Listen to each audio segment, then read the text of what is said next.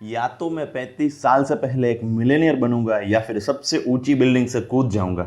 ऐसा ही कुछ कहा था 9,820 करोड़ डॉलर के मालिक वॉरेन बफेट ने। जब उन्होंने यह बात कही तो वो बहुत ही छोटे थे। फ्यूचर में बनने वाले मेरे मिलेनियर दोस्तों, आज हम देखेंगे कि दुनिया के सबसे इंटेलिजेंट इन्वेस्टर ने कैसे अपने पैसे कमाए, कैसे उन्होंने $0 से स्टार्ट करके 32 साल की उम्र में ही $1 मिलियन बना दिए, और आज की डेट में कैसे उन्होंने $1 मिलियन से 95.9 बिलियन डॉलर बना दिए। So let's dive into his journey. Warren Buffett का जन्म 1930 में 30 अगस्त को ओमाहा में हुआ था। उनके पिताजी हावर्ड बफेट एक स्टॉक ब्रोकर थे और उनके मदर एक हाउसवाइफ थे। वॉरेन बफेट अभी तक 1 साल के भी नहीं हुए थे कि उनकी फैमिली ने 1930 में अपनी पूरी सेविंग्स खो दी, क्योंकि उनके पिताजी ने जिस बैंक में अपने पैसे सेव किए थे वो बैंक ही बंद हो गई। वॉरेन बफेट बचपन में ही बहुत गरीबी देखी है। उन्होंने तो कई बार ऐसा भी समय देखा है कि वॉरेन की माता अपना एक टाइम का खाना स्किप कर देती थी ताकि वॉरेन के पिताजी खाना खा सके। इसी गरीबी की वजह से वॉरेन ने यह बोला था कि या तो मैं 35 साल की उम्र में एक मिलेनियर बनूंगा या तो मैं ओमाहा की सबसे ऊंची बिल्डिंग से छलांग लगा दूंगा। वॉरेन बचपन से ही मैथ्स में बहुत ही अच्छे थे। वो किसी भी चीज़ में एक पैटर्न निकाल लेते थे। बचपन में वो अपने घर के सामने निकलने वाली गाड़ियों के नंबर याद कर लेते और रात को उसे लिख कर यह मालूम करते कि कौन सी गाड़ी कितनी बार निकली है। एक बार वॉरेन ने देखा कि उनके घर के सामने एक आदमी मशीन से कोल्ड ड्रिंक्स निकाल रहा था, तो वॉरेन ने कई हफ्तों तक उस कोल्ड ड्रिंक्स के ढक्कन इकट्ठा किए और उसे एनालाइज किया कि लोग सबसे ज़्यादा कौन सी कोल्ड ड्रिंक्स पीते हैं। तब उन्हें मालूम पड़ा कि लोग सबसे ज़्यादा कोका कोला पीते हैं। इसी नॉलेज की वजह से उन्होंने उनके करियर में कोका कोला के शेयर्स भी खरीद लिए थे। एक बार वॉरेन बेंसन लाइब्रेरी में बुक्स पढ़ रहे थे, तभी उन्हें एक बुक मिली जिसका टाइटल था $1000 कमाने के 1000 तरीके।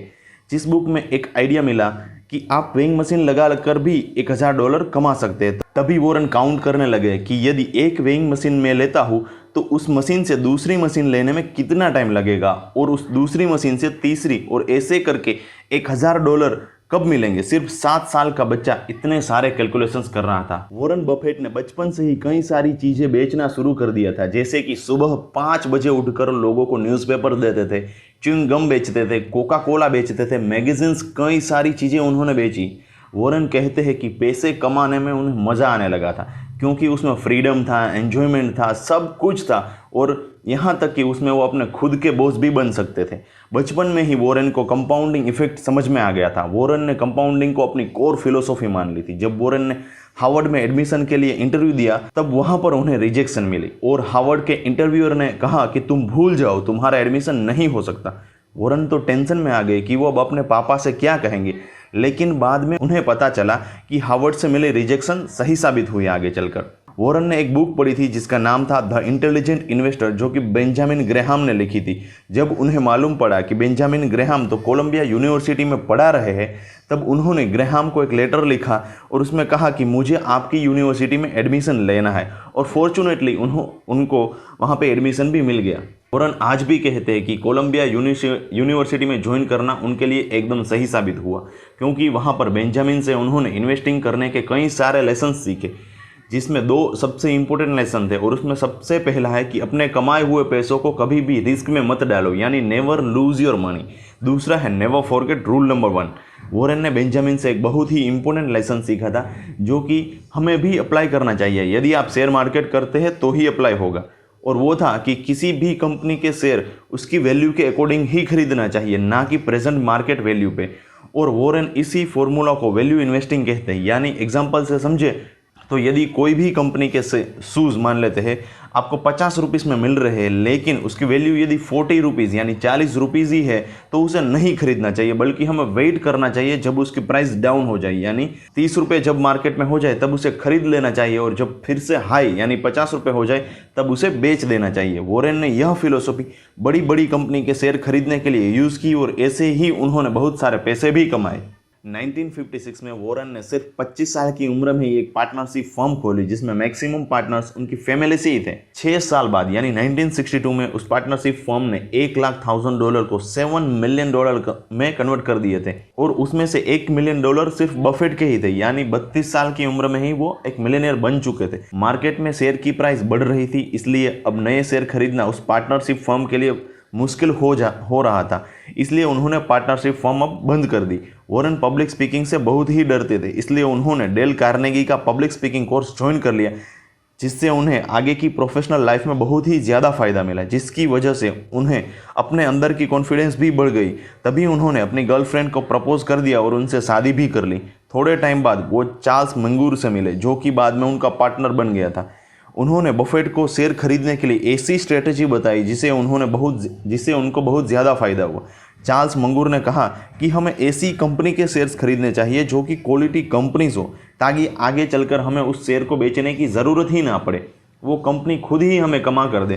कुछ टाइम बाद बफेट ने एक कंपनी के शेयर खरीदे जिसका नाम था बर्कशायर हाथवे, जो कि एक टेक्सटाइल कंपनी थी।